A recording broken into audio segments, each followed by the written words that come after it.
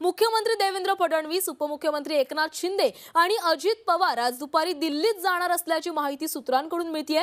पदभार स्वीकारल्यानंतर तीनही नेते पंतप्रधान नरेंद्र मोदी आणि केंद्रीय गृहमंत्री अमित शाह, जे.पी. नड्डा यांची भेट घेणार असल्याची माहिती सूत्रांकडून मिळतेय। ही सदिच्छा भेट असली तरी मंत्रिमंडळ विस्तारावर चर्चा होण्याची देखील शक्यता आहे। खातेवाटपाचा तिढा दिल्लीत सुटणार का याकडे लक्ष लागलेलं आहे।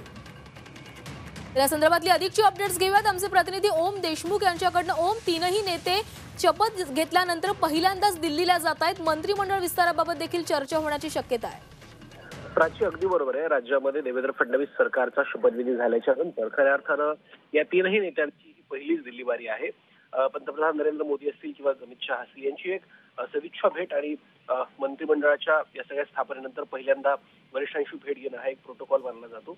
या पार्श्वभूमीवरती हे तिन्ही नेते दिल्लीमध्ये जात आहेत। मात्र दुसऱ्या बाजूला गेल्या काही दिवसांपासून जो मंत्रिमंडळाचा विस्तार रखडलेला आहे त्या सगळ्या संदर्भात देखील या बैठकीत चर्चा होऊ शकते। गृह खात्यावरून अडून बसलेले एकनाथ शिंदे आता कुठेतरी नगरविकासवरती राजी होत आहेत अशा प्रकारची माहिती सूत्रांकडून कळते। अंतिमतः या सगळ्या संदर्भात काय निर्णय होतोय आणि कोणते चेहरे मंत्रिमंडळामध्ये असावेत याबाबत सुद्धा या बैठकीमध्ये आजच्या चर्चेमध्ये या सगळ्या पार्श्वभूमीवरची चर्चा होऊ शकते असं देखील कळतं। त्यामुळे अंतिमतः दिल्ली बारीमध्ये नेमके कोणत्या मुद्द्यांवर चर्चा होते हे आता जवळपास काही मिनिटात आणि काही तासामध्ये स्पष्ट होईल। प्राची, नक्कीच ओम, तर आता जो काही खातेवाटपाचा तिढा निर्माण झालेला आहे तो दिल्लीच्या बैठकीमध्ये सुटणार का याकडे लक्ष लागलेलं आहे। धन्यवाद तुम्ही दिलेल्या सविस्तर माहितीसाठी।